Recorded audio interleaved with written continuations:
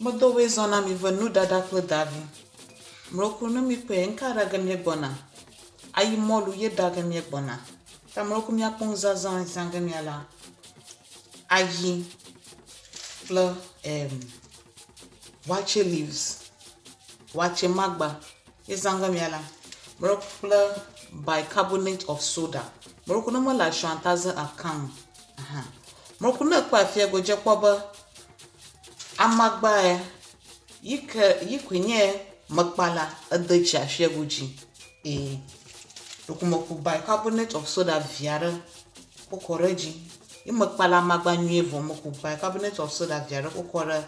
amagbaji imakochi kokoreji imadichi imanye mroku ne mikpo afieguji ayi onye ayi madechi mroku amesha makla alo rana ngwe mahana ba kokoko na be alaka na lo anta ko aya na chin na kpale ko no kwero joji ko na komagba na kpala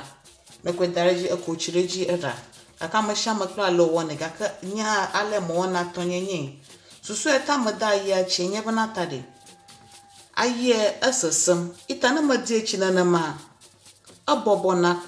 tana madama manona joji fun afi obi na afi mokona molore mu evevele ha na miekpo ayeji ko bo futu pon vivi viaro over eta ko ba aye jigara na modue ara fu domono na aya no na domono jigara itana na wele ka na di cheleka ayama nonoga ayama nona ayama na ma achoji vie tangman ne wele ka kona de ne ro ale eya no na domana ma maga no na nenema mata mo wona ale karo aka masha makloto ye amagba ha madiechi ike ku madiechi madene chala mo wona ale ka la bana na makpale yimakwe kore gaza ma okoche ko koreje manya amagba kata komalo viara korega malachon akoda akokore ayajiada okpoto ko makwe ablere angama nye fa ko dare freezer ko na next time bob magare wache yiko zanga mala itanan ma mo woni ko amagba jina na mavona kaba vivi tam na mo wala ka ko ni me ko go yes kala de degere wacha ma nye fine at the same time ha amagba ha maga save viare maga ble ko dare freezer na next time magare wache ha magazin itamia no temia po fifia me na aya palage akokore gazama ako echia ha cho akokoreji numara magbare kokoreji itanemia vari ha ni gbona poga alono no ginye alako no no ge itanu dada kple Daavi nye tamroku minute oroku nemi pwe ayale nye makpale nye fine bakokore zama echia mo chole amagba ngo moroku yin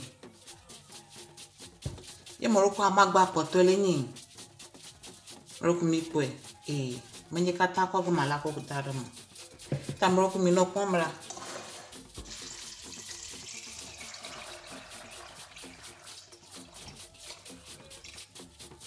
okochara kokora ayen ala ko le nyin ta magwana amagba viara raga akodare ayeji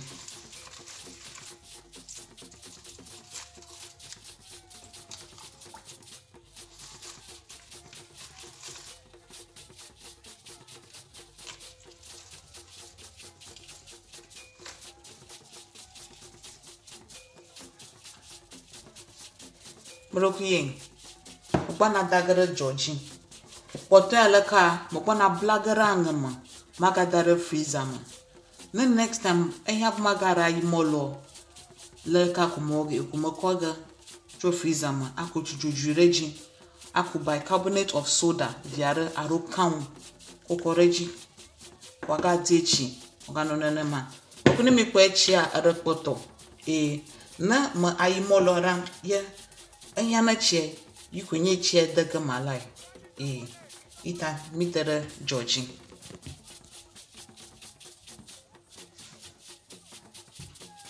Tamaroko yenye. Itaire Georgie. Miam tugam ono Georgie ofie. Tanaro te pare kore. Mi bona buga miakpo leke ayopo se semele. Lekole.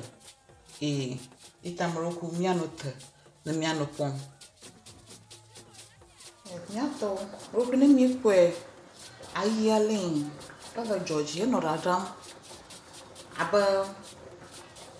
45 minutes enye gapopo bla nevo aton enye ita fifia mogbona amagba viare madam mogbona rage choma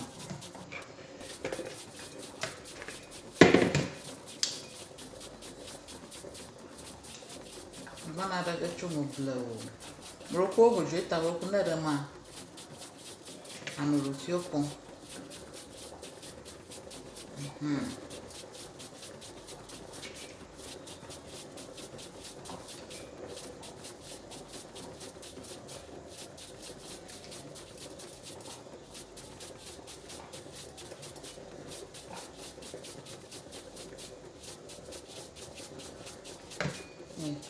Roko amagba marevo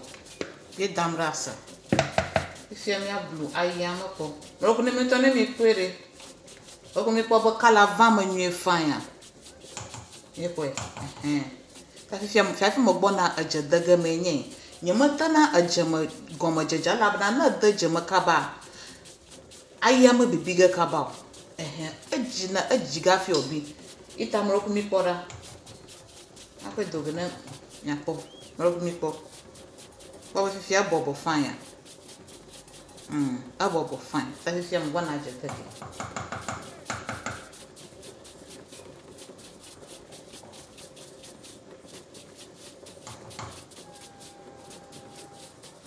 roko eja na dama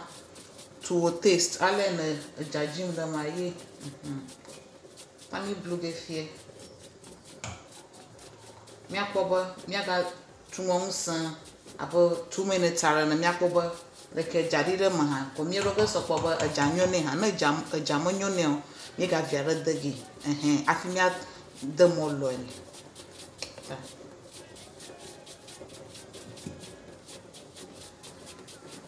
roko fia mi ro eja na se koba nyo ha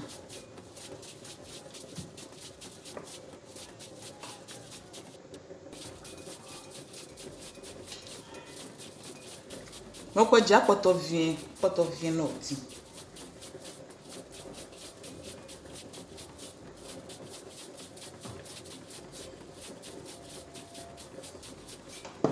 mi ga blo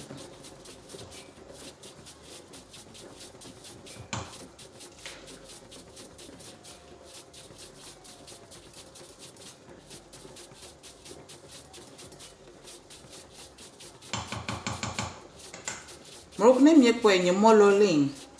ayama de cop v omoton ye molo moku cop v omovo plafan mroku amoro lie ojina ba molo ote watchama ara amoro lie ojina ba binsa aye ote watchama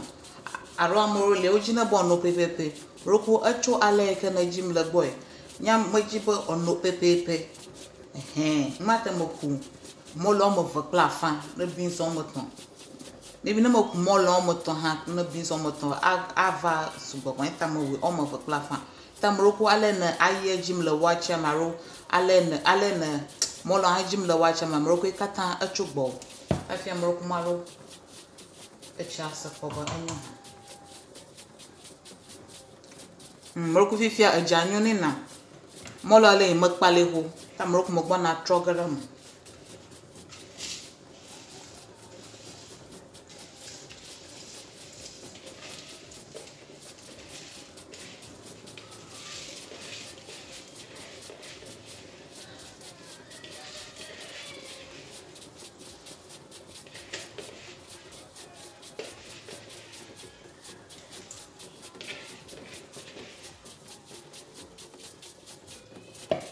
I feel me blue.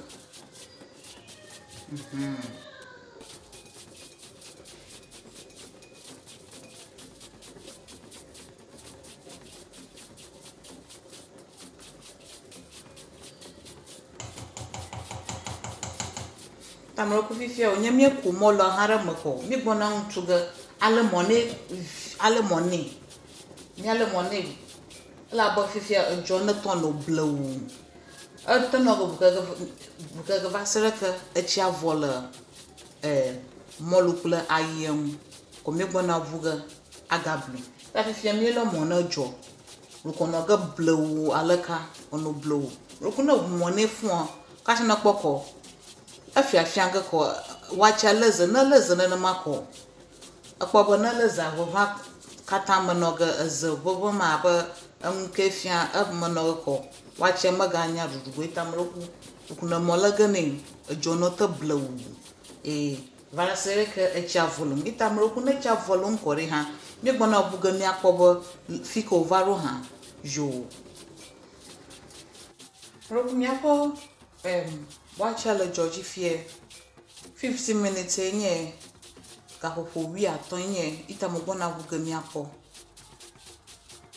roku ala mi anya bo melo mo na jo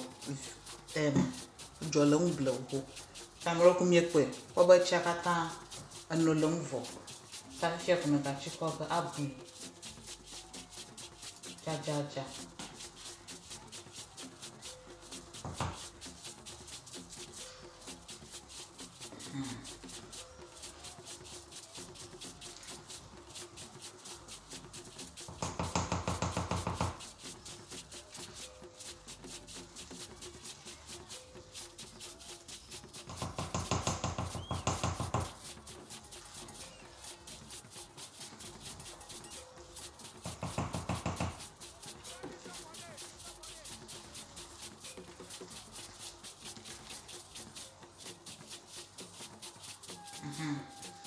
amro ko fifie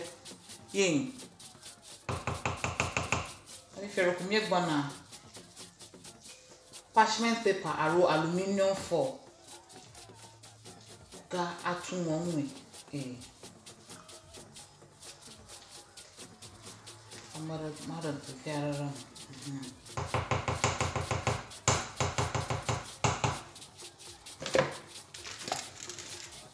okay okunye parchment paper ni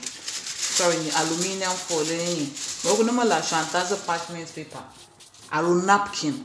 mo ku magazine rubber akocho moloju monyo mo woni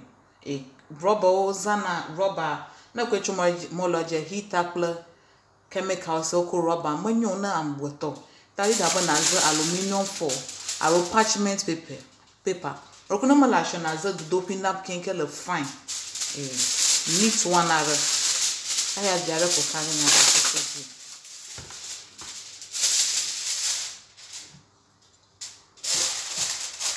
ala ka fumo wabini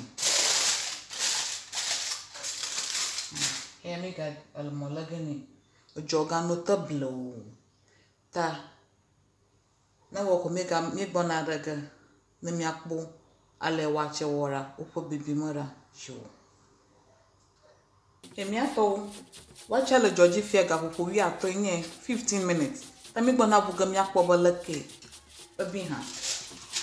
wow boro mi po wacha bi a bivo oh fine yema yes wacha bi mo kuma ka viara gbona mi akpo alo lera